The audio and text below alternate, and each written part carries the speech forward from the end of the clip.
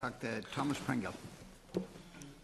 That's Corla. I'd like to support this bill tonight. I think it's the decision to remove the town councils by the previous government was a very regressive step, and it was said at the time here in this House, and it was opposed by those on this side of the House. And it's good to hear that the Labour Party have realised the error of their ways in supporting that at the time, and that Deputy Howland has outlined that they recognised that this was a mistake and that it shouldn't have happened. And indeed, listening to the Labour Party, a lot of what they say now, they must regret an awful lot of having been in government.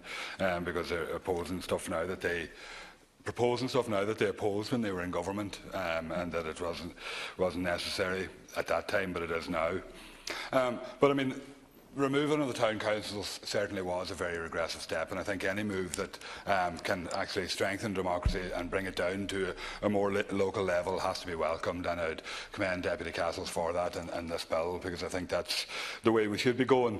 And you know, when you think about it, in Ireland we have probably the most undeveloped form of local government of any progressive or modern democracy anywhere in the world, I would say, more than likely. You know, when you consider, like, for example, in France, that they have a unit of local government for every 1,500 people, but yet what we did was supposed to be reform under the last government and bring in more democracy to local people. We actually done away with units of elected responsibility and actually took them up to the council level, to the extent now that in my own county, Donegal, you have 37 members, where the council doesn't actually have a chamber that can facilitate 37 members. And if it continues on, the council will actually have to spend money to renovate the county house to accommodate the 37 members that they have there. And I don't think that has been any advantage for local democracy or for local delivery in actually growing the county level and getting rid of the lower levels. In fact, I think what we should actually be doing is looking at going an awful lot further than having restoring town councils as well. I think even we should be looking at getting down to even parish level and having elected councils in every parish in the country, because that's only then that you can actually start to deliver real local democracy. And I think that's something that should be achievable in a modern, developed democracy, that you should be able to achieve units of local government like that. But I think the underlying thing, and probably all of the contributions here tonight, is that we don't have proper resourcing either of our local authorities.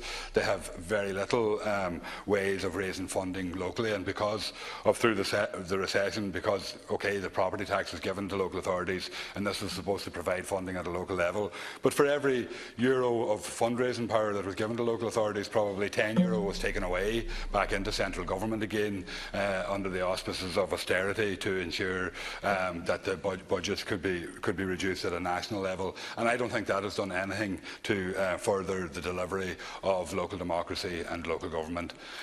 You know, and I think one thing you notice, we're going around the country and that, into the towns, travelling through towns that formerly had urban district councils, not town commissioners, because I think they were probably a waste of time, but urban district councils themselves. You know, you think of Westport and other towns like that had vibrant towns and were in control of their own development and could work together to actually develop their local towns. Those towns across the country seem to be doing a lot better, or had done an awful lot better than the towns that had been outside of any urban district level and had been relying solely on county council funding and county council levels.